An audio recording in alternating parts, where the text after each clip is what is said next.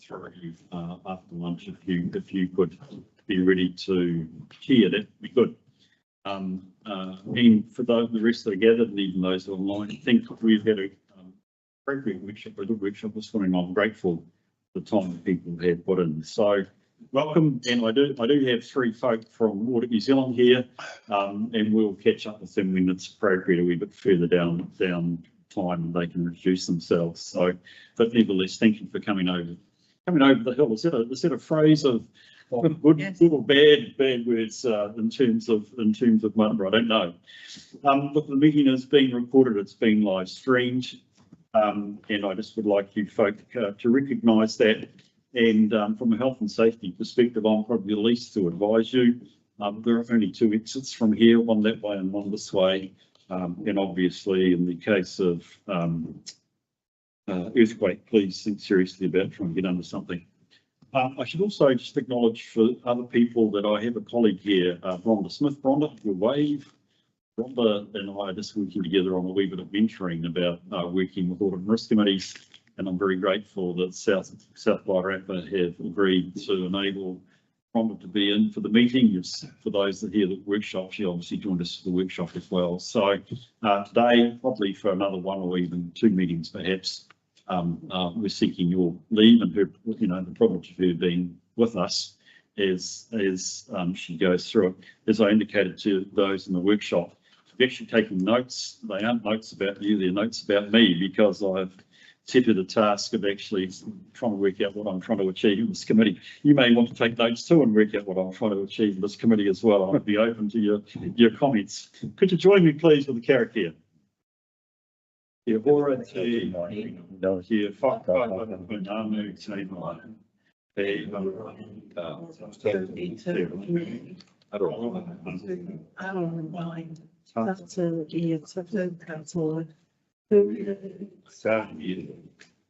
Thank you very much. Appreciate that. Right, do we have any apologies? I think we've got one from Kay. Otherwise, we're here. So I'll move from the chair that we sustain Kay's apology. Do I have a mover and second? Myself moving with those second. Thank you, Martin. I'll put the motion. All those in favour, please say aye. Aye. Those against, carried. Any matters coming up that you need to disclose your interest for?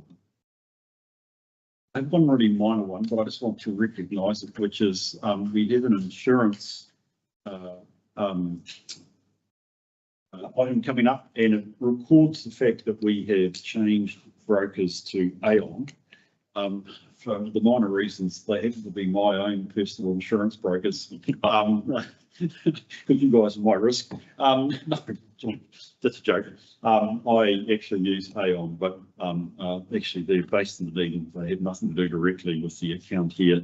And for the record, I've had nothing to do with the change of broker by South Wairarapa to Aon.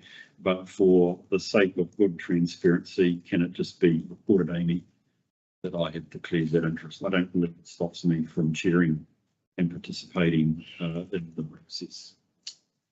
Janice, or Martin, are there any acknowledgements or tributes we should note today? I think we should. All of them. Well, you come up to, I realise the Tasmania joke. Seriously, I think this seems to me to be an appropriate time to acknowledge. I was in a sense devastated because you've just contributed so well to our workshop around risk, then find that you're leaving us. Yeah.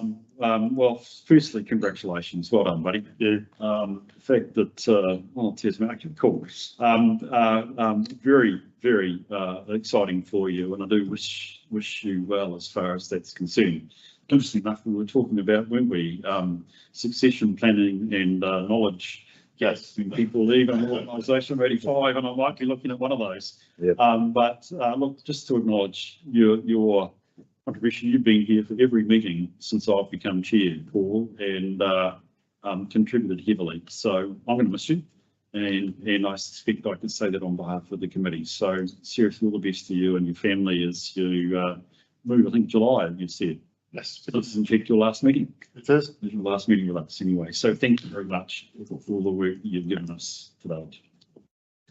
I haven't been informed of any public participation or actions from that followed. I don't think we have any urgent business that we need to deal with at this stage. That gets us to the minutes of the 26th of February.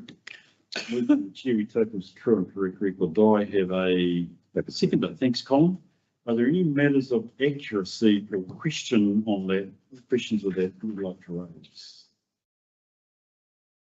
I want to say it looked like the meeting I was at, so it seemed pretty good. Okay, in that case, I'll put the motion. All those in favour, please say aye. Aye. Those against, carried. I would just note there was one action. I always want to see whether absent out of that. There was only one that I think particularly to me was that we would have a risk workshop, and we've done that successfully this morning. So I think we can move on from that, which is great.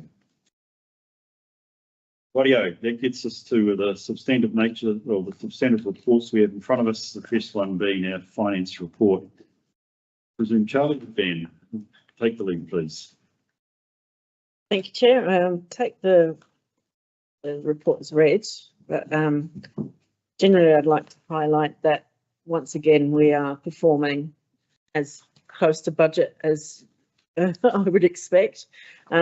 The main deviations being that as this year, as you know, we had rates for emissions available for SURPs, so those remissions have been higher than expected, so our rates income is slightly under budget.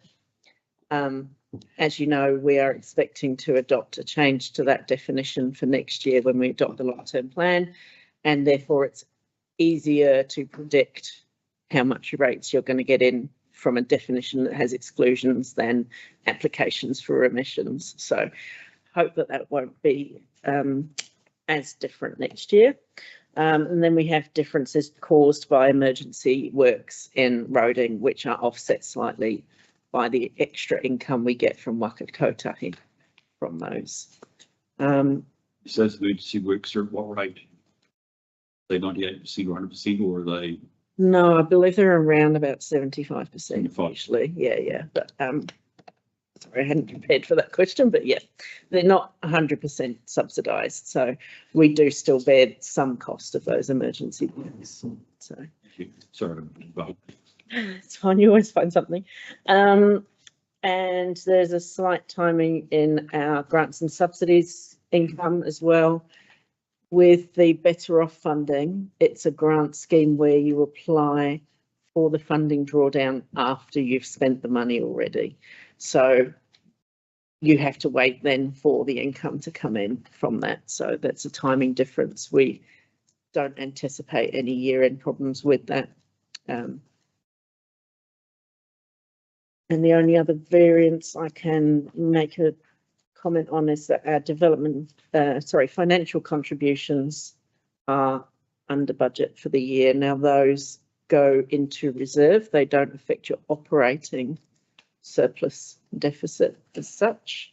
They've not put therefore funding your operations, your business as usual. But obviously that is something to keep an eye on for the future, for predicting our income from those financial contributions, which allow us to do growth-based investment in our capital. Any other questions? Thank you, Charlie. Yeah, look, so I'll open it up now. Those folk would like to raise questions. Charlie, please do so. Tom. Yeah, I've just got one in terms of planning and regulatory services, unfavourable by 134K, mainly due to higher than expected costs of building contractors, consultants need. So I guess the question is, you've got an explanation there, timeframes staff on leave, but there's obviously a decline in the number of consents, etc., as against aligned with budget. So I'm just wondering what adjustments we've made, I guess, or there's probably a question for Jen, in terms of that department, in terms of its operating costs, or whether or not this, are we just maintaining the status quo or BAU until such time as we see something a little bit more adverse than what we currently have. Through the chair, I think it is acknowledged that there is a drop in both building and resource consent numbers, but we don't staff to deal with 100% of those anyway. Okay. So we just flex our relationship with our external contractors as we need to, as the consent comes through. Yeah, no, got a skull. Thanks, Janice. Thanks, Colin. Any other questions from folk? Charlie, just if you could help me, I'm always just trying to understand the big picture in lots of ways, and to be honest, my focus is always on the outturn, the full year forecast. Can you just unpack for me the NZTA subsidy position for me, please? So clearly it's significantly affected by the emergency works that have been carried out. In terms of the program we bid for at the start of the year, how do we end up in terms of subsidy with NZTA? So in terms of operating, the program is fairly easy to predict, and therefore it goes through its annual cycle. In terms of the capital program, it would be fair to just say that we are behind on the low cost, low risk items because we were waiting for an indication from councillors as to whether we fully fund that from debt. And also we had applied for additional funding from NZTA for elements of that. Now we have been actually very successful in getting a lot of that low cost, low risk program approved and subsidised. Of the 5.2 million of subsidy that they did not approve for the 3-year program that we're currently in, we've actually managed to achieve 3.7 million of that subsidy, which I think is an excellent reflection of the work that Tim and Stefan and the team have done on convincing the priority of our program. In particular, you'll be pleased to know that the Eco Reef along Castle Point Road was approved. And as we saw from the storm a few weeks ago, the section of the road that we had the washout on was from an area that didn't have that eco reef blocking along it. So I think that in a way helped us with our argument. So that's why we're slightly behind on the capital program in that area, because we weren't sure whether to go ahead with some of that program. But now that we've had indication from council that they're happy to fund the shortfall from debt and also some more funding, we are running full steam ahead as much as we can. We have adjusted our capital forecast so that that is taken into account for opening balances for the long-term plan, so that we're not budgeting to borrow for that whole year. Subsidy account. Oh, that's great. Thank you. In terms of the summary of unbudgeted items, we'll seem to have a chat about that. Remind me, what is the Freedom Camping balance? So that was to set up the new bylaw. You see who gave us the grant? Was MB, I believe. Remember, Yeah. That was one of my questions, is why has nothing been spent? Thank you. That's my next question. The effort, to go to the effort to put the bylaw in place. Is that I mean, in all seriousness, is that a surplus? Do we have to pay it back? What's the story? No, we, so if you remember, we did the work on completing the bylaw and updating the bylaw. We were going to hire a coastal ranger for the summer season, and we're unable to find someone to do that role. So yeah, we didn't get the people with an appetite for a part-time, short-term contract sort of thing. So yeah. Okay, so that just wrongly. That just raises the question about what were the conditions of the grant, and if we haven't been able to fulfil them, do we have to pay it back? So there was part of the grant was to fund the costs of the first initial getting it together. So yeah, we would have to, I would have to check if there's a timing clause on that, or whether we can keep that, roll it over for the next summer. Yeah. Look, I mean, that's going to be true in any of the grants. If you want to check in terms of the balance, though, what other conditions around it. So hopefully it's ours and we can use it for effective stuff elsewhere. Or rather, in terms of it'd be interesting. Okay, looking at the balance sheet, I presume it's a past transaction now. I mean, obviously this showed that balance date 31 March. That in the following month we were going to roll a substantial portion of our debt. What sort of rate are we now get for that? So I will be able to speak to that, but our average rate now is 3.42, I believe. So we'll go into more detail with that. Yep. to summarise what I was going to say later, we had a long conversation about the timing of debt Yeah. and have kept it in a short term for now, Yeah. because we do believe there are some more rates reductions coming up. Movies. So Yeah. it would be reasonable for us not to lock anything in for now. So as you'll see from balance sheet when we get to year end as well, there'll be considerable amount in the short term, the current area, current short term. And that will be refinanced, hopefully at better rates than we would get today. Yeah.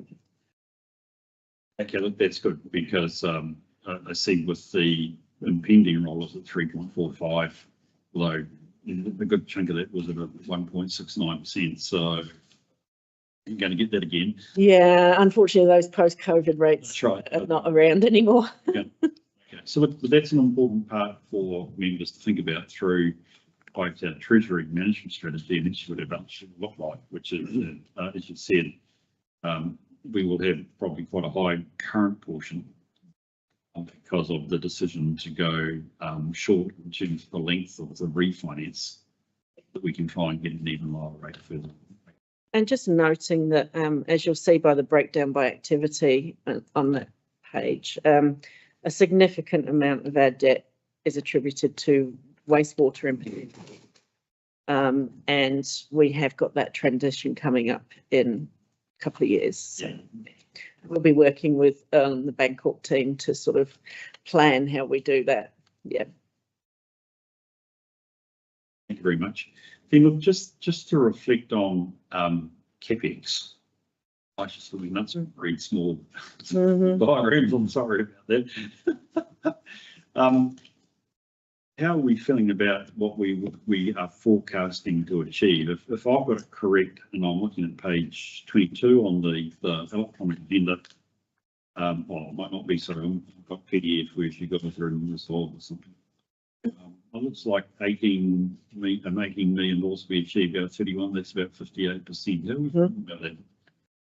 A considerable amount is locked up in some large, of the budget rather, is locked up in some large water projects. Yeah.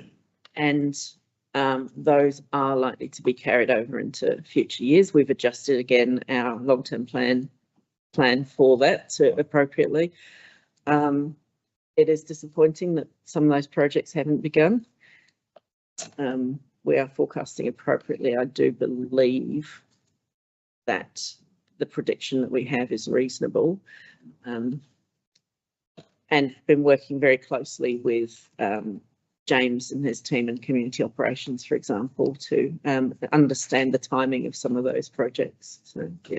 But I'm not wanting them to be McGregor, Wellington Water, but I presume this is part of the relationship and actually agreements and understanding with them about delivery, for which in effect at this stage we haven't got the delivery. Okay. Okay, I'm not going to dwell too much on that, Colin. Get your Three Waters model up and running. Exactly, yeah. And look, that's probably fine for me. I think the debt is,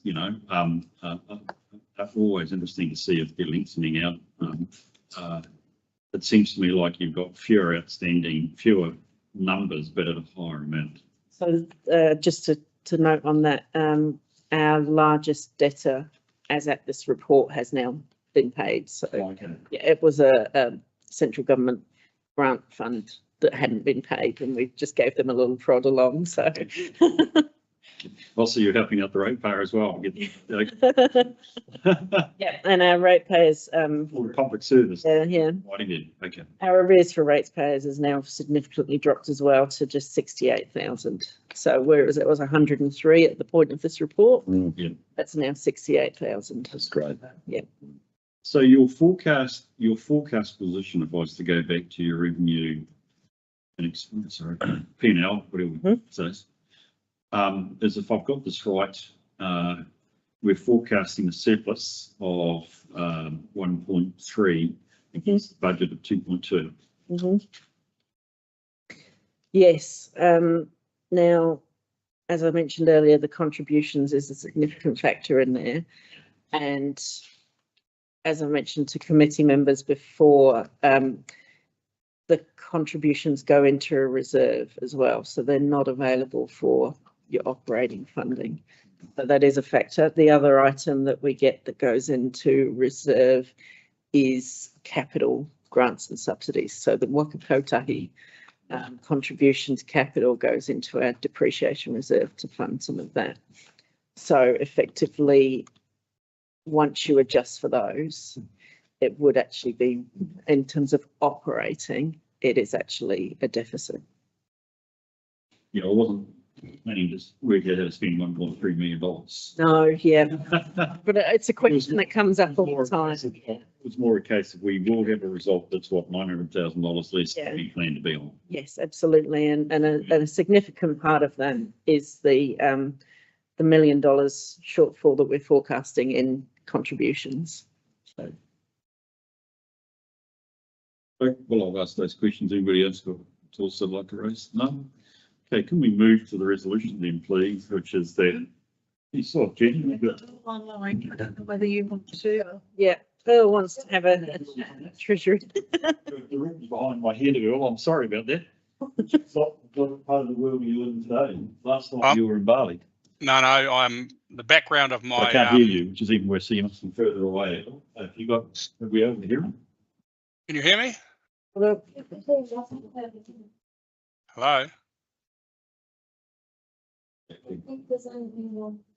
I can hear you clear as a bell. You try, you just check, we're heading from struggling. We think we're right there.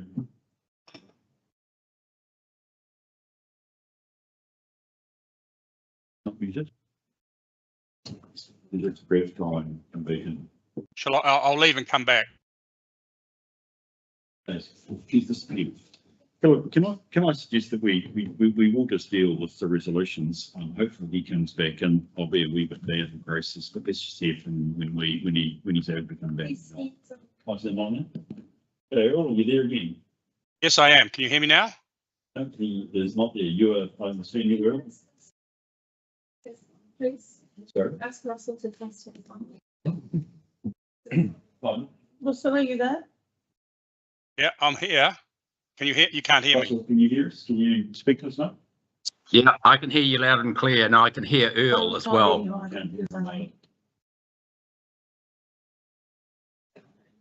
Yeah. want me to join the meeting and see if I can do that? Yep. Okay, so what are we doing? You're going to try and get them on through your system, are you? Yeah. Charlie? Yeah. That is on challenge.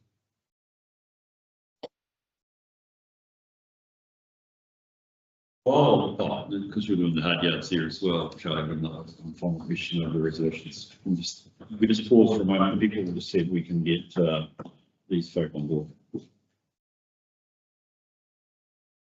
I've got my speaker on, so maybe Earl try now. Okay, how does that work?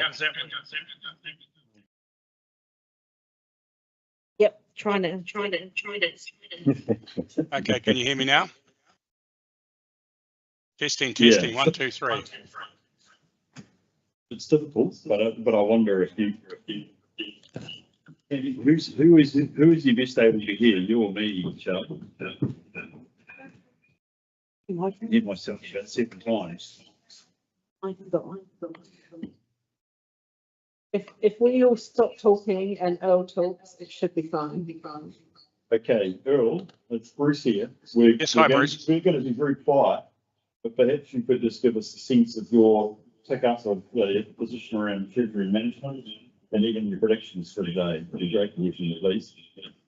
Okay, I'll try and share this document. Can you see those slides that has the debt position? Yes, we can. Okay. So as at 30 April, there's the debt profile. As Charlie pointed out, we're biased to the short end because we expect to see lower rates. And that's reflected in the in that debt position there, with most of our debt maturing in October. We've got at April had $7 million worth of cash, and we're also working with BNZ to right fit this current standby facility and save some money there, excuse me, and also increase the interest rate we receive in our call accounts. So in relation to financial markets, the Reserve Bank meets this afternoon, and there's a 100% chance they will cut by 25 basis points to a cash rate of 3.25%. And that's the reason why, if we go back to that first slide, that we have got a bias to have as much short-term debt as we can, because we see the cash rate staying low well into 2026 and maybe even a bit longer. So and we think that it could go a bit lower yet. So that's the strategy behind your current position. So we think that the Reserve Bank, obviously, well, not obviously, but it would be probably one of the biggest surprises in my career if they don't cut today.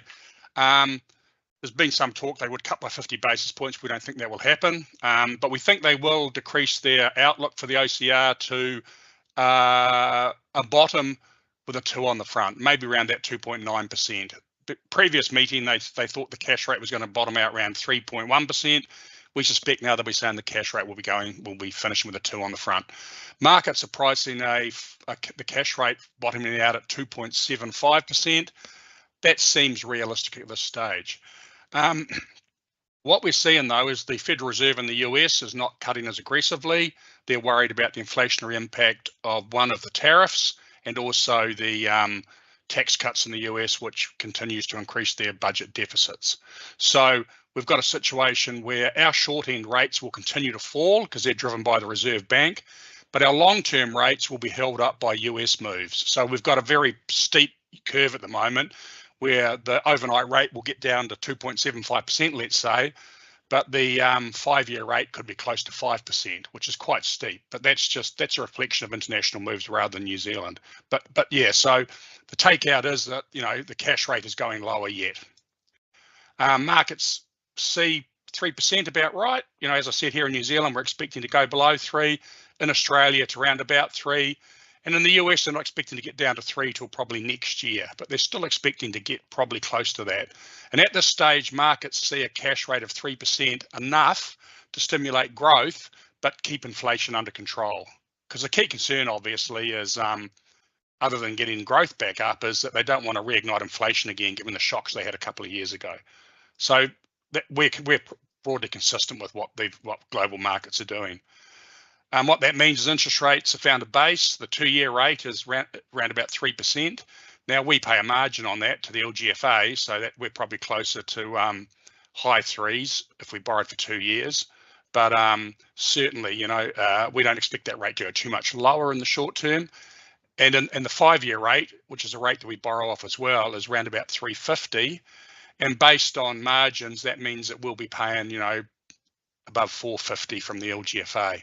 Now, one of the problems over the last few years is the margin that the LGFA and the government pay for borrowing, and I think I talked about this last meeting, has gone out quite substantially because we're issuing so much debt. So we get caught in that. It's still cheaper to borrow from the LGFA than borrow from banks and do swaps, for example. But certainly the funding benefit from the LGFA has declined over the last few years as central government goes on a borrowing spree. You know, you can't add $100 billion to your debt profile and not expect investors to seek more, especially when other governments of the world are doing the same. And, you know, our bond market's much less liquid than the US, for example, which is probably 300 times our size. So it is what it is, but in general terms, interest expense is coming down for us. So unlike here in New Zealand, the US 10-year bond yield has actually gone up quite significantly over the last little while. And that's due to the bond market being rather grumpy around the tariff situation and also tax cuts, which will increase borrowing in the US. So that US 10-year rate's back near 450, whereas it was down at 380 after the tariff announcement. So that's one of the reasons why our long-term rates are higher than they would theoretically be based on the outlook for the cash rate, because US rates are staying high. Quick about tariffs. Everybody's talking about, most people in the US are talking about putting prices up as a reaction to tariffs. So that you can see that's why the US central bank is a bit concerned about inflation, because most organisations are saying, well, our first reaction is going to be to put tariffs up. You can see I did this presentation to Auckland Airport recently because I've left the thing on the bottom. I apologise. I'm sure they won't mind you knowing that we advise them. In relation to the markets, they've stabilised a bit recently because this is an index that Bloomberg does, which sort of try and shows how risky things look. It's kind of all it's saying is that the pause by the US for 90 days with China has dampened down angst a little bit, but it certainly hasn't pushed it away. So we've still got elevated concerns around trade wars and tariffs, but it's certainly better than it was a month or so ago. But we wait and see what happens with the negotiations with the EU. They've pushed out their 50% tariffs on the EU till the 9th of July, and supposedly the Europeans are now saying, oh, we might have to negotiate after all. And the Chinese thing will be sorted out.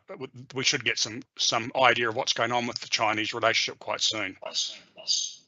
Now, one of the big benefits we've had over the last little while has been this fall in oil prices, right?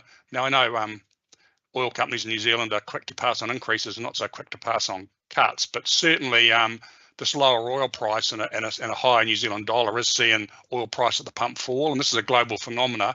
So that's been helped. That's one of the reasons why inflation has fallen. So, you know, and the outlook for oil is probably a bit problematical because OPEC's pumping more because they need the money, and global growth is falling. So, you know, that surge in oil price we saw during COVID is a distant memory, and oil's back to sort of like, you know, it's relatively stable. So that's been helping suppress global inflation, as you can see, except for China, which is still in deflation because domestic growth is so weak.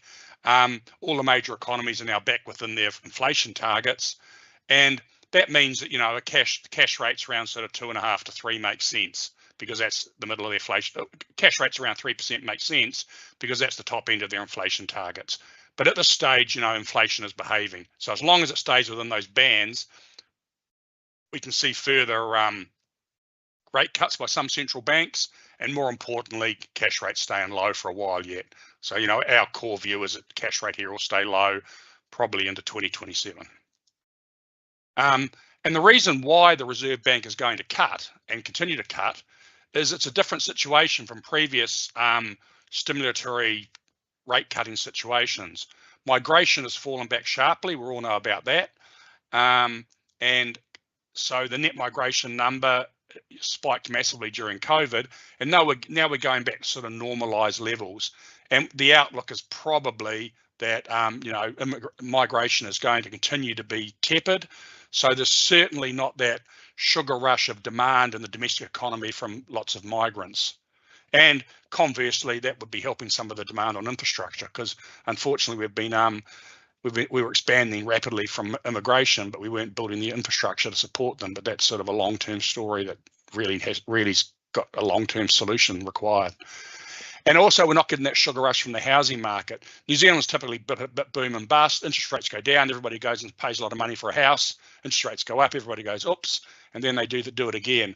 This time, clearly house price increases have boomed during COVID when all that liquidity was thrown on the market, and then the Reserve Bank threw a bit of petrol on the fire with lending money at zero to the banks and doing other wonderful things, which have put us in a pretty bad situation.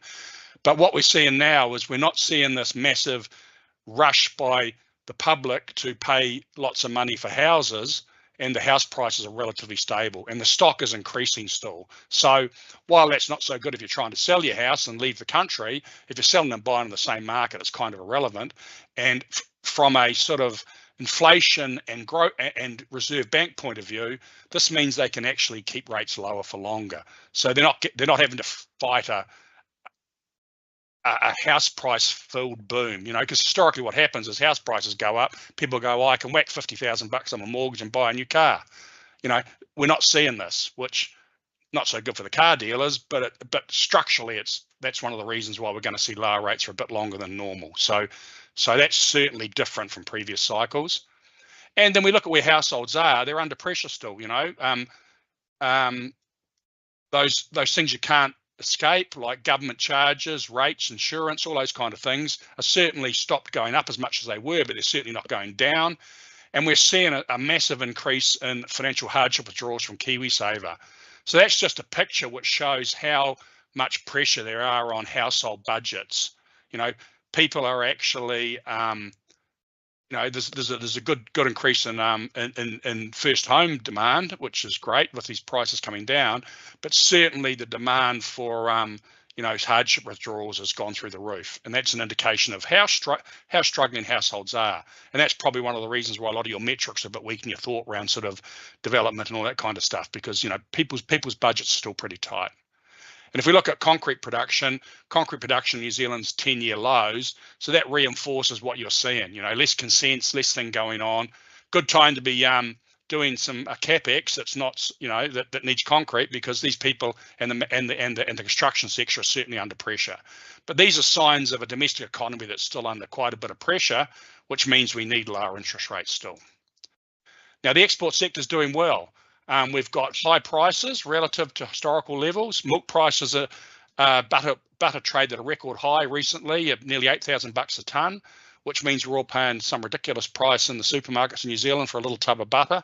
And Costco's getting overwhelmed by punters in Auckland. I think on Monday they opened the doors and there was about 1,000 people ran to the butter shelves, and they were sold out in about 5 minutes, and they ran out on Thursday. But certainly from an export point of view, that's doing well. And the low currency is actually turbocharging that. So the export sector is doing well. But if we look at the bank data, the export sector is repaying debt. So aging farmers in the dairy sector, for example, you know, it's an aging population. The young kids don't seem to want to milk cows. They want to write an app and become a billionaire. But, you know, so but they're repaying debt as they approach retirement and look about what they're going to do with their farms. So again, there's some spending going on, which is good, but we aren't seeing that huge burst of spending from the rural sector that we have seen when previously export prices are so high. And the reality is that exports, you know, if we look at this chart here, exports are a woeful part of GDP. So while the rural sector is doing well, Auckland and Wellington, you know, Wellington's in bad shape. Auckland's pretty weak. And, you know, if you look at that chart, it's pretty disappointing, isn't it? So in 1975, 24% of our GDP was exports. And in 2025, 24% of our GDP is exports. You look at Ireland, and I think they're gone from 25 to about 70 or 80. Now, they're close to the EU, and there's lots of other things going on. But Janice has probably heard this far too many times, but our focus on borrowing vast amounts of money to buy expensive houses of each other for 20 years, which has been promulgated by government and Reserve Bank policy, means that we haven't put money into paying away. The export sector pays our bills, right? And, you know, at 25% of GDP, the poor farmers can't carry the rest of us. So that's why we're having a recession, even though export prices are really high. So the rural sectors are looking better, you know, in general terms.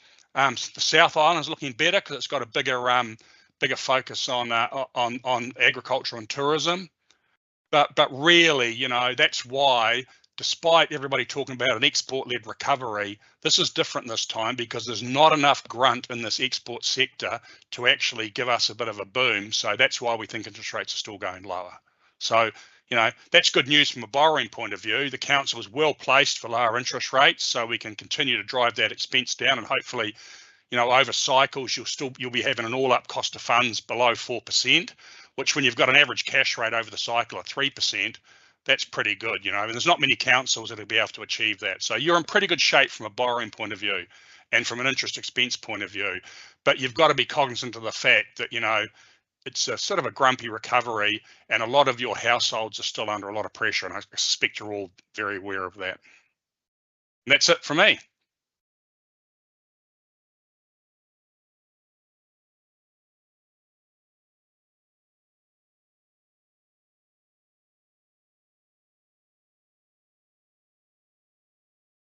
And I can't hear anything, so I'll turn my mic off.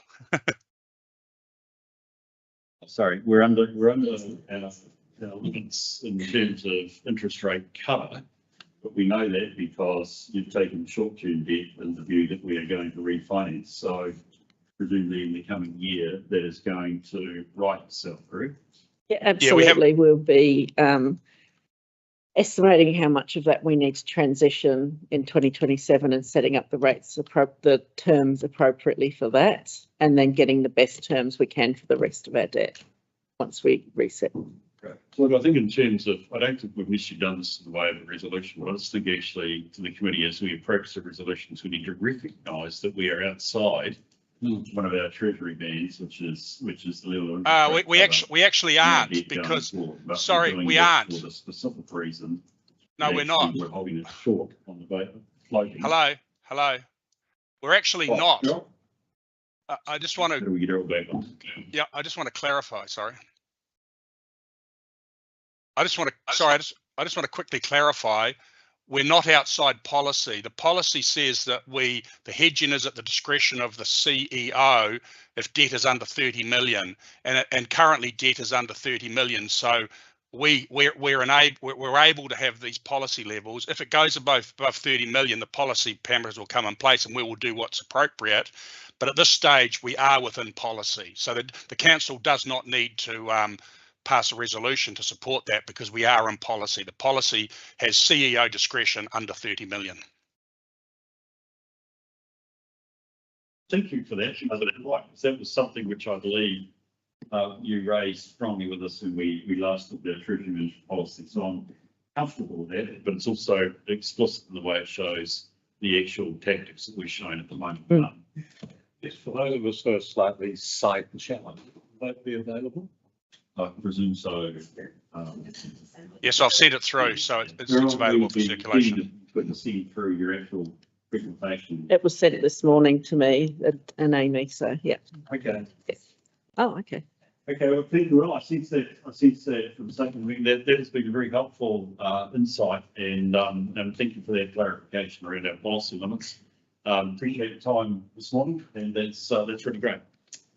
So Cheers. I plan to be there live next time, so we won't have these If I issues. could move us to the recommendations, which is that we receive the report. We don't specifically say we will test whether there are no significant tax risks or indeed breaches of policy, but I'll take your advice on that one, Charlie, if that's okay. I'm going to move from the chair that we move these three motions. Second, please. Thank you, Woody. I'll put the motion. All those in favour, please say aye.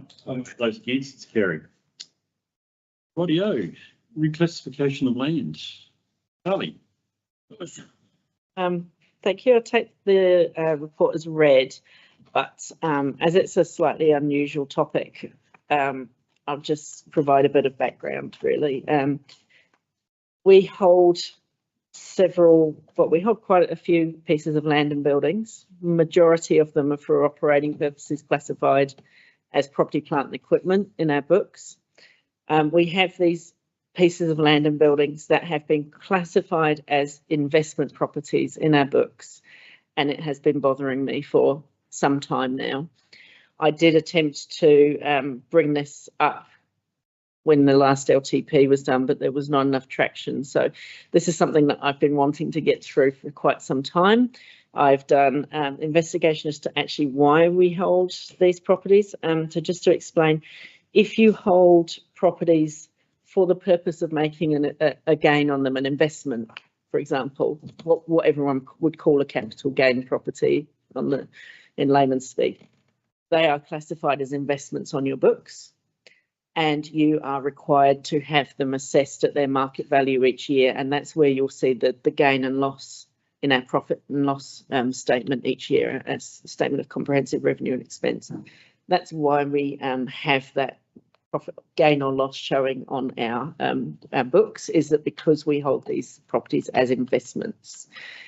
Changes in the value of property, plant and equipment is done through your equity instead.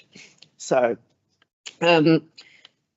from an administration perspective, it causes us to have to do a revaluation each year of these, a full revaluation, not just a desktop assessment of fair value. So it does cost us a little bit of money to do that, but that's not the main reason for doing this. They are just, in our opinion, not classified in the correct section of our books. So you'll see the listing of the properties there, and the reasons that we hold them are quite clearly strategic. We hold them, for example, for wastewater to land disposal. We hold them for community parks and recreation. I mean, Payne Farm, we cannot sell that as far as I'm aware. So for legal reasons, how could it possibly be an investment if we can't even sell it to make a profit or make a gain on it? No, So it's the funds either. no, exactly. And we don't get the funds if that happens anyway. So I'm pleased that we've done this report. I'm pleased to put it in front of you, and I'm happy to take any questions on this. Thanks, Charlie. We've identified one in Bethune Street. Held for community purposes, land is leased to building owner who uses it for a community hall. Yeah, that particular property was the old Scout Hall. Hasn't been a Scout Hall for many, many years. It's a building that's privately owned on our land, effectively. But it's also was a museum until the owner, the husband of the owner died, unfortunately, and it's now just going to rack and ruin. And I don't believe it's got any community value. So thank you. From what I understand, it does have many artifacts of interest to the community. Yeah. So that is the purpose of it being there. It may be that as the estate, as the widow comes to terms with the future, that will change that purpose of that building. But certainly the land is what we hold. Yeah. And it's held for the purpose of having that community asset on there. Thanks, Charlie. Martin. Thanks, Chair. Thanks, Charlie. This sort of feels like it's good housekeeping. Sweet. But do you foresee any final audit issues around this? I've had a discussion with Karen already, and we don't see anything coming up. So this is, as you say, good housekeeping. Yeah, and we've also talked through the arrangement with the transition that we have to do. So we do one more revaluation, record that final gain or loss, and then reclassify. So we've checked that the intention is within audits, sort of. Yeah. Thanks, Chair. Okay, any other questions, comments? As I say, good housekeeping. So what I'm seriously for Martin. Well, I just wish to pick up council on this point. I understand that we may have held some land once, we may once have had a particular purpose for it, but times do change. And in this case, quite clearly, there is no community purpose being served in the land at the present time. And it is potentially, without some further advice or analysis, in my view, somewhat unlikely that there would be. I mean, is it, I mean, are we actually now, through this reclassification, potentially prevented from selling that land and putting the assets to better use for the community? Through your chair, you can still sell your strategic assets once you no longer have that purpose for them. What you do is once you make a determination to sell, you transfer it again to properties intended for sale, and then you sell them. So, yeah. Okay, thank you for that. So good housekeeping, and actually one of those small things that, dare I say, council our size, sometimes you don't get to. So I'm really glad that you have, Charlie, and well done on being able to focus. Thank you. So I hope that means that we as a committee can support that by the resolution, which is we receive, we note the classification, that we approve the change in classification of these 13 properties. And we note that it'll come to us, back to us through the annual report for 24-25. We can move in a second for that. Thank you, Martin. Thank you, Colin. I'll put the motion. All those in favour, please say aye. All right. Those against, it's carried. Rightio. We've had a long morning, but I would like to do the unpleasant, well, it's not pleasant, but I'd like to put the auditors between us and lunch. So if that's okay. They got to eat all the pie. Sorry, Karen, I would like to invite you up to the table, please. I would like to deal with this before we take breaks. So that's an incentive for us all. That'd be an incentive.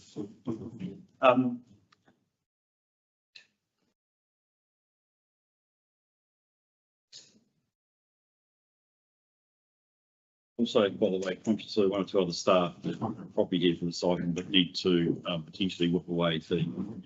So thank you for that.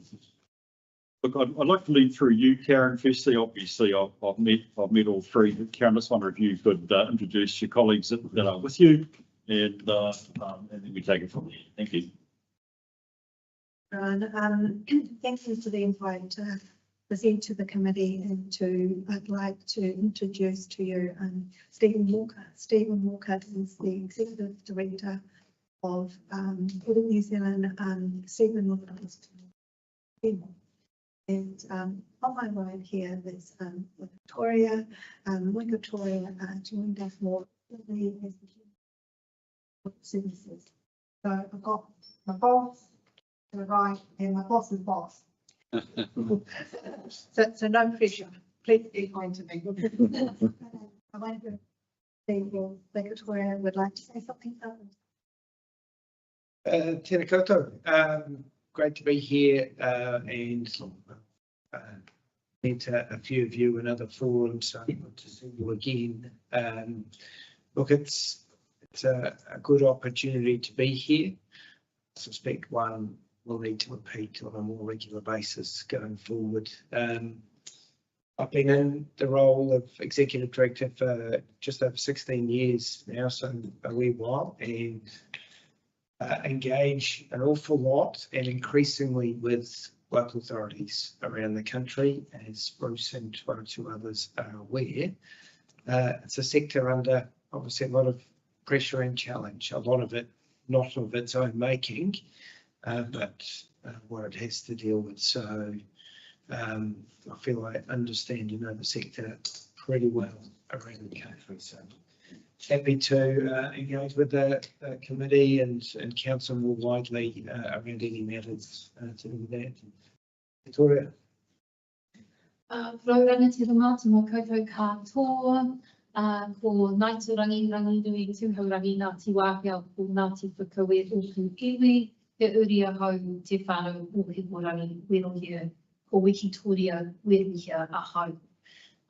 Thank you for the kind welcome. Thank you for the co here this morning.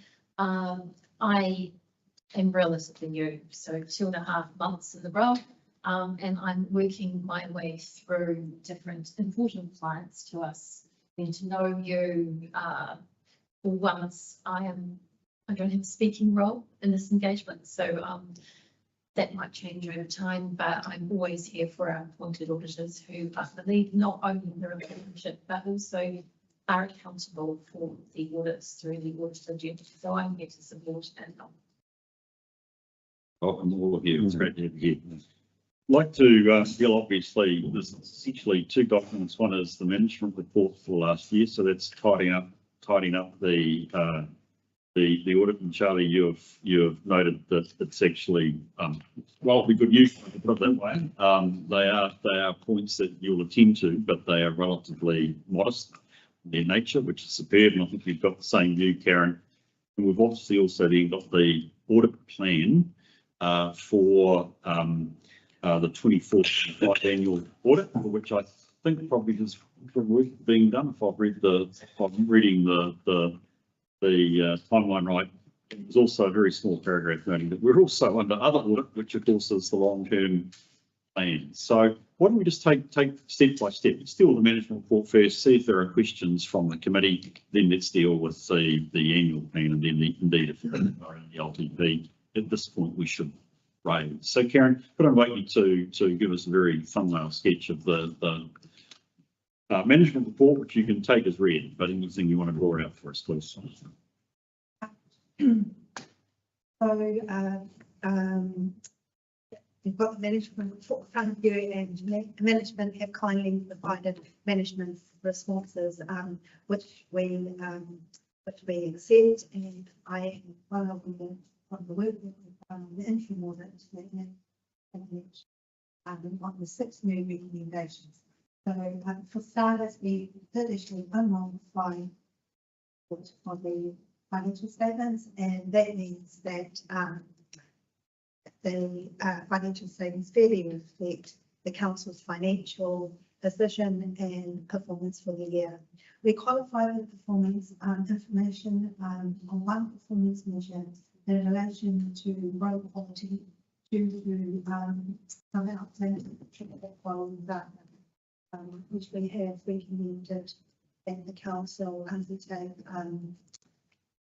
more recent estimates and traffic counts, and we know from council effectively know.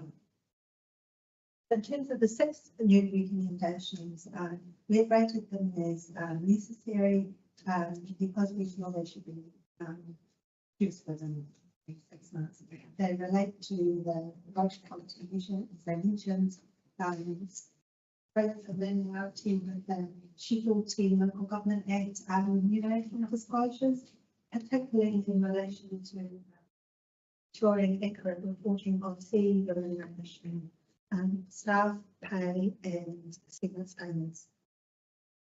Producing the interest register, ensuring that it's made publicly available as soon after the elections, and to ensure that compliance around the procurement interest register forms a part of your BAU business processes rather than regarded as a one-off. That is good business practice. We reviewed the declarations and conflict of interest management and have made a recommendation around and emphasising timely need to timely declare any interests, ensure those interests are reviewed on a timely basis, and the person acknowledges any conflicts and any actions that may arise from that. We also noticed there was no central register for pecuniary interests. We recommended that be put in place.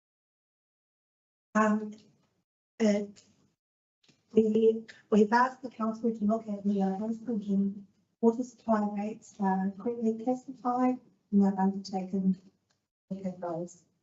In regards to the infrastructural asset revaluations, we found that the revaluations in general was done well. We do have some recommendations around documentation for future revaluations. We have noted council has made some progress on prior year recommendations. Further progress is required on those. Because this is a public sector order, we also looked at matters of legislative compliance, property waste, performance, and efficiency, effectiveness, and financial prudence.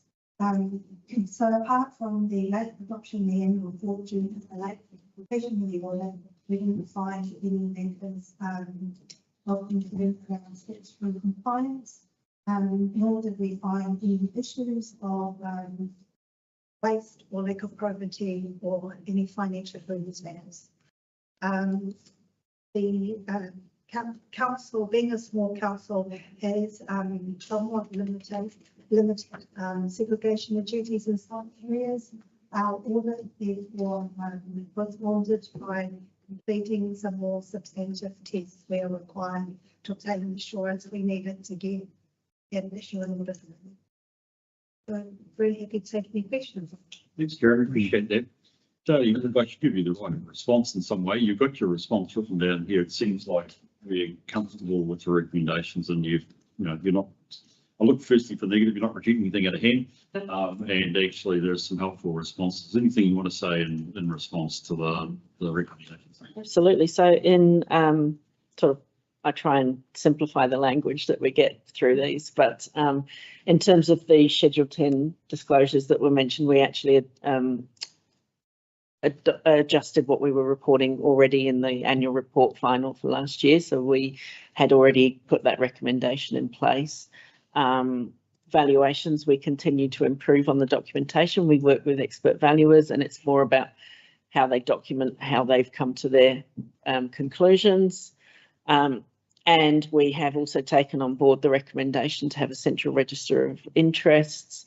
We're very simple council. We used to just email everyone and ask them if they had any comments. And so we now use an online forms which records who we've sent the inquiries out to and all the responses that we've had back. So it makes it an easier process to check completeness of responses. As you will have noticed, if you hadn't declared any recently, we've been chasing those up. So, yeah. Brilliant. Thank you for that. That's great. And let it matter, Stephen and the office has been strong on integrity, and I'm glad that we're making it easier for our staff to demonstrate integrity. So that's tremendous. In fact, we have questions at all over the management report for either Karen or indeed Joe? No? That's good. Let's move on. I think I said to you before, Karen, I'm always interested, I actually said to the council, I'm always interested in section 3 around internal controls. I do accept and acknowledge, Charlie, there is a limit when you're a staff of 85. That comes. What I would encourage you as we do these things, as you make improvements, as we look at systems, if there are particular areas where we just cannot have segregation of duties given our size, that perhaps you bring it to the committee, because I totally accept that, but it's also good to be aware. So, Karen, could you look at take us through the 24-25 plan for the annual audit, please? Yeah. So, 8th of October is imprinted on my head. That is because the council came to us and asked us to consider bringing the audit forward to enable them to adopt annual report before everybody. We went through a very comprehensive process, which included working with the council to make sure that they're able to deliver good quality documentation and the draft information will enable us to perform an efficient and effective audit to meet that deadline. So I'll say the 5 things to talk to the council about, and that includes us as well, is timely communication of any potential issues, working constructively to resolve issues early, delivery within the agreed timeline with appropriate good quality supporting information in the report. We have brought forward audit work into the interim and pre-final audits, front-loading much of the audit effort. So we've taken the approach that we will do everything unless the information is not available, or indeed it will be inefficient to do it early. By way of example, our balance sheet items are as at the reporting date of 30th of June. So it would be inefficient for all concerned by the council and to bring any of that work forward. So we envisage the final audit in September, all going well, more than fingers crossed, but taking concerted effort and working very well with the council. That we would only be auditing balance sheet items, disclosures, and narrative and explanations and performance story around the annual report. So there's a big carrot and incentive for us here. I'm happy to report that interim audit has gone well so far. The council has provided us information, loaded them onto the audit dashboard, and we're working well together. So continued clear and timely communication between us is key, and no surprises. So next time when I appear in front of the council, hopefully it is able to adoption of the annual report and the provision of the ordinance. Yeah, Steve. I wonder, Chair, if I take the opportunity at this point just to comment on a couple of things, because I'm sure they are. First thing, just regarding the approach, the thorough approach that Karen alluded to. So we audit 53 local authorities around the country, engaged with them all to understand their preferences around adoption of their timing of adoption of their annual reports. From my recollection, we have 14 or 15 local authorities who are wanting to adopt pre-election, which is, do the maths, the vast majority are proposing to adopt post the election. I know of those 53 at this point, 2, and I suspect the number will grow, have elected to adopt at a later point beyond the statutory timeframes. They've selected dates in December to adopt. Bear in mind, this is the first year since pre-COVID that there are no extensions, if you like, to statutory reporting deadlines, not necessarily always for all, but for a portion of the local government sector. So last year, obviously, those that deferred their LTP adoption could defer their annual report adoption as well. So we're working closely with all councils just to keep us both on track, frankly, just to make sure that we are managing it well.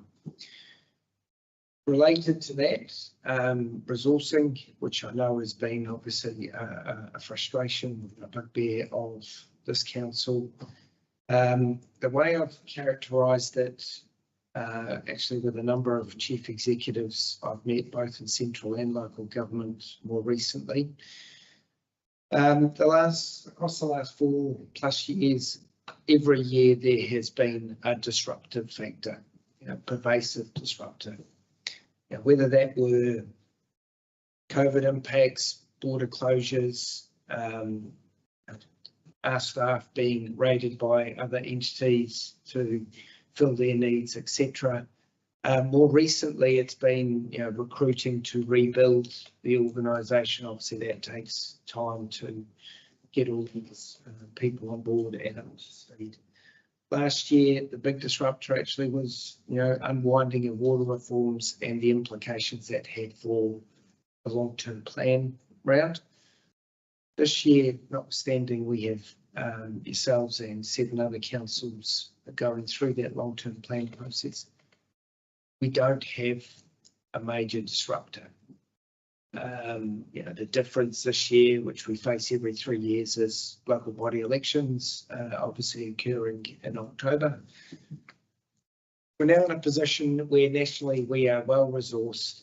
The people that we brought on board 2 years ago are now up to speed, and what Karen and other appointed auditors around the country are able to draw on is that improved continuity of resource. As Karen alluded to, we are doing a very big drive to bring work forward, just in the local government sector, but across all entities. It enables one, improved continuity of audit teams, and it not only it helps both entities and us as auditors to take the pressure out of some of those pressure point weeks in August, September, October. You will all know this, but approximately 85%, 90% of our clients have a 30 June balance date. So that naturally creates pressure points around 30 September and 31 October. So we're well progressed this year into that. Obviously, I'd expect it to improve further even next year, where our intention is certainly for a lot of our more substantive audits that come November, December this year, we're already starting the planning process for next year. which we haven't had the luxury of being able to do in prior years. You said, Steve, I appreciate that. It's really helpful. And look, naturally, you're going to, we do need to focus on delivery. I think the nature of the key focus areas, which I've read through, are logical. I don't think they'll be a surprise to you, Charlie. They make a lot of sense. I wonder, Charlie, if I could just ask you though, we've been ambitious, but positive that actually the 8th is fine. How's resourcing going from our side in preparation, etc.? We're comfortable still.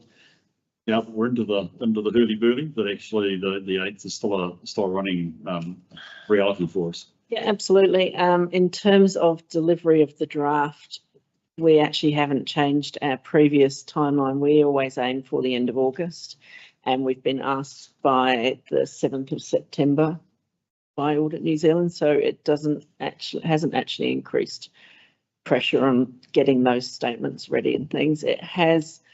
We have actually assisted the process by bringing forward our revaluations with our suppliers, with our trusted advisors, using earlier data and then adjusting that for additions and disposals and things. So where in previous years we've been waiting for final valuation reports in July, we are getting those in at the moment. So we have taken measures in order to do that. There is obviously the pressure of the long-term plan at the same time, the audit for that starting next week. So there is a little bit of pressure, but I actually really enjoy this timeline in terms of the annual one, because I do think that you should be able to draw a line under your annual performance from the previous year before you start entering into the substantive measures of planning for your annual plan and long-term plan. And for the last 4 or 5 years that I've been here, we've been doing those at the same time, which is very difficult. This progress will make that a lot better. Yeah. Look, I mean, it reflects, I think, the point Karen made. We've both got a mutual objective. It'd be great to get it done by the 8th. And well done to you. And what I say, I think it's Millie. I think you introduced me to before. Thank you. Lovely. I think you're doing the hard yards as well. So yeah, I do hope that you and Karen, keep to what you said. Good communication, because I don't doubt there won't be the odd hiccup along the way. We have to work through. So thank you for that. I appreciate the confirmation you've got that you're comfortable that we are still at the stage on track and you've taken the appropriate processes. If I give any questions for either Karen, Steve, or Victoria or Charlie over the audit plan. Okay, that's good. Rightio. Can we just have a quick chat about the long-term plan then? Is there anything that we need to note at this stage? The audit starts, as I think you've said, next week, next Tuesday. We're obviously preparing a long-term plan that is cognizant of decisions we've made around 3 waters, which I think if all going to plan works, that removes the particular issue, the primary issue between the opinion you gave us on the CD, Karen, and actually this LTP, correct? Absolutely. So the decision that has been made to progress with the multi-council CCO by no later than the 1st of July 2027 has allowed us to adjust our long-term plan to remove waters from that 27-28 year onwards. This therefore negates the reason for the adverse opinion, which was the financial sustainability of council. So you'll see that when you see those financial statements and strategy when they come up to you. Because we had our consultation document audited, the final audit of the LTP largely is around the changes between consultation and final. So that does help progress that quite quickly. We are very much swans gliding across the water this week.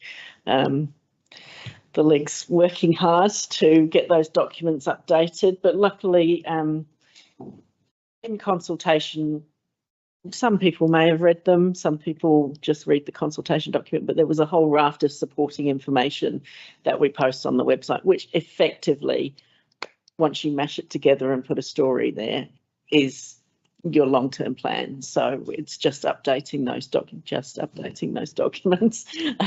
We have had some wonderful help from our financial modelling system, which I am so glad that we took the opportunity to update that. They have really assisted with the removal of those waters in terms of how that's done through the statements. So very confident that we can get all the material to audit by end of Friday. Might be midnight Friday, but there will be definitely work for them on Tuesday morning. They'll be able to start there. So very happy with how that's going. Yeah. So that's great. That's great news. And I just wanted to invite you to make any comments you want to, Karen. And look, obviously we're among the 8 or whatever it is that are not late, but have deferred.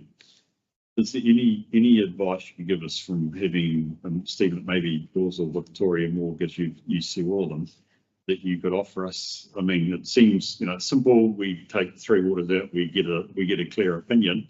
That doesn't mean to say you won't be looking at something else. So, I mean, in the sense of the spirit of cooperation, is there anything that we should be wary of? We're doing what we think is the key thing. Is there anything else you've seen that from an audit test perspective could pop up as a, that gives us a clear picture, but then you got a clear picture of something you got to put an opinion on. There may be other things there that are in your mind. I wonder if I just maybe give an overview and then Karen can talk specifically around the South Wairarapa situation. Nationally, there are 12 deferred or 12 councils that have deferred LTP. We audit 8 of those councils. In addition to that, there also happens to be a fairly substantive LTP amendment being conducted by a council across the hill, which is effectively another LTP audit. Each of those 8 are a little different, and South Wairarapa is not alone being in the situation of receiving an adverse opinion as it relates to water. An inclusion of water in the long-term plan, in the consultation document, being inconsistent with ultimately the preferred solution. That will be out there in the public. One of our district councils, the other one. Each of those 8 councils that we audit are all in slightly different situations, in large part because they're all taking a slightly different approach around local water development. And equally, some are then changing that position, like South Wairarapa, between their consultation document and their final long-term plan. Some are choosing to continue with the approach they took in their consultation document. Look, it's hard for councils. I would firstly acknowledge that. The challenge that we have absolutely faced is, and in some ways feels like the sandwich, caught between the rock and the hard place, where in relation to waters, we feel there's been an inconsistency of legislation, obviously, that's created the challenge, firstly for councils, but us in terms of having to express an opinion in accordance with the Local Government Act. Obviously, there's a lot of work that's continuing at the Centre PIA and the Minister for Local Government, and further guidance sort of coming out regarding that in recent weeks as well. I would say that, and I've appreciated Charlie's comments, that there's certainly a lot of work going on in water, because in effect, Karen and the team will be re-auditing many of the assumptions and the financial modelling underpinning the long-term plan. So it is not a completely straightforward exercise. So there is quite a bit of additional work that will be required through that. It does mean that the council won't have to face doing an amendment in the future, and in effect, depending, given the timing around creation of your joint council CCO, just say you could reflect that anyway in your next LTP. One of the challenges I know for many councils is in adopting their preferred position in their long-term plans, it raises a whole bunch of other questions. What's happening regarding a whole bunch of stranded costs, which is easy to imply costs, but it also impacts people within those organisations. Standing up, creating a new water utility entity is not a straightforward exercise, and a lot of focus will go on in our annual audit around the transfer and the setup of these entities. That's for another day, but it's to be considered in the future time. So understanding, and the council clearly will want to understand not only how Waters has come out, but understand just what that means for what's left. And that's something that the council will need to really cognizant of, because no doubt communities will be drawn to questions around that. Thanks, Dave. So normally the final LTP audit consists of understanding following public consultation and council decision what changes has occurred between the consultation and the final LTP which will be presented to us for audit. However, what is different about this final LTP audit compared to ones in past years is that the council consulted on local waters done well separately, but concurrently. So those two things are now being brought together, whereby the council is going to reflect the result of public consultation and council decision about the local waters done well into that LTP. So this does mean that not much as removing the three waters from the financial model has a very pervasive impact across all of the underlying. There will be every single document will have changes in itself within us. For example, the infrastructure strategy. You think ripping out the three waters, which is a large chunk of operations, OpEx and CapEx. Revenue and funding costs, forecasts, financial statements, funding impact statements, service performance information, etc. So in terms of our advice into management has been be very diligent in the preparation of your underlying documents and your LTP. When we commence the audit, on the 3rd of June, we've got 10 days to complete the field work on that audit before we go to Office of the Auditor General hot review. And we have also set aside and included in the timetable and shared that with council an opinion review committee, should one be needed. And this all needs to happen before 25th of June adoption date. So in those 10 days, we'll literally be, everyone will be working our butts off. There is a risk that all of us won't make it if any rework is required. So if there are significant material errors in the financial model, as a result of removing the three waters, something material hasn't been removed, the underlying document hasn't removed the three waters cleanly, then rework will be needed by the council and we will have to re-audit everything. So as I said to the to management and the chair, it's not a threat, it's the reality.